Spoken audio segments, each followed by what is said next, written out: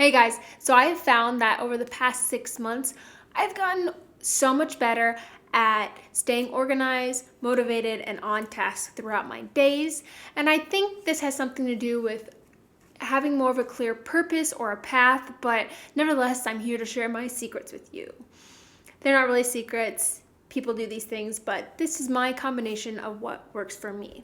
So first we're going to talk about my combination of morning pages, a junk notebook, and my planner and how these kind of work together. So most mornings I start off my day with morning pages. I've made a whole video on this and I will link that somewhere down below as well. So go watch that if you want to know more. But basically morning pages is a place where I clear out all the gunk so I can start fresh and new for that day. And I found that it helps me stay motivated and on task throughout the day. And I don't get distracted as easily. So it can be any kind of notebook or scrap of paper, whatever you want. I just have a lot of notebooks lying about, so I use those. And I keep this right next to me as I'm writing, and as things come to mind, ideas, things I need to do, people I need to talk to, that kind of stuff, I jot it down because it helps get it out of my mind and onto paper, and I can just kind of go, okay, I can let it go. And so once it's on there, great, good, I finish my morning pages, and then I move on to just the notebook. And on mornings that I don't do morning pages, I will start just in the junk notebook. And I'll look and I'll go through and write down anything else I think I need to do that day or anything else I think I need to do and just get it out of my head. From there, I take a look at what I've written down in the notebook and I kind of start organizing it by tasks, by urgency. Is it something that needs to get done today? Can I wait till tomorrow, a week? Or does it not really need to get done? Or do I not need to worry about it for a couple months? And then from there, I can kind of start grouping it and looking at time-sensitive things. Do I actually need to be somewhere at a certain time? Do I need to be talking to someone at a certain time? Or is there a time during the day that this certain task will work better? And then I start grouping tasks together into groups, things I need to do for the YouTube channel, things I need to do for the website, for social media, etc., etc., etc. And then from there, I will grab my planner and I'll start putting my work things in there, grouped by those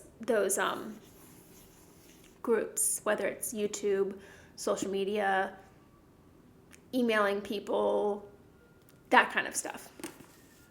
And I kind of keep my planner for just work-related stuff because I find that if I put like household work, like I need to sweep or do laundry, I'll get distracted by that because I have a problem with like working in clutter, like things have to be clean or I can't function properly. So this last bit, I'm gonna go over 5 different ways, 5 different lessons, we'll say, that I have for you, that have worked for me to like staying motivated on task. The first most important lesson is you have to take whatever it is that you're trying to create or build that you want to someday be your only job, which is for me, FemmeHead, and you have to treat it like it is your only real good job. Even though maybe you aren't supporting yourself off of it, I'm not supporting myself off of FemmeHead yet, someday I want to be. And so I have to treat it like that. I have to look at it as in how am I gonna make this grow? How am I going to make this into a business? So I set goals for myself. I set deadlines. I have tasks and I have company-wide parties. Just kidding. But that brings me to lesson number 2 is don't forget to celebrate and give yourself a pat on the back when you do accomplish things, whether it's just starting in on a big project, because sometimes starting is the hardest, but don't forget to, pat yourself on the back, get a cookie, or get up on the counter and do a little dance. Those are all things I do on the regular. So lesson number 3 is things will zip in and out of your mind and sometimes camp out throughout the day. And this can be very distracting. And you can go, oh yeah, I'm supposed to do that. I'm supposed to email so-and-so. Let me go do that real quick. Instead of going and doing that real quick, grab your junk notebook and jot it down. Like as things come in and out of my mind, like it could be like, oh, I need to do this, or I should do this, or this is a really good idea. I'll write it down here and then I can just set it to the side and continue working on what I'm working on because I'm already invested in that. And also I get too OCD with like jotting all over my planner. I like it to look pretty and uniform. And that's why I have erasable pens. But yes, I keep all my like scattery thoughts in a separate notebook. Lesson number 4 is to give yourself breaks. And this is a kind of a tricky balance because giving yourself breaks and procrastinating can kind of go hand in hand. So you have to learn to like decipher between the two.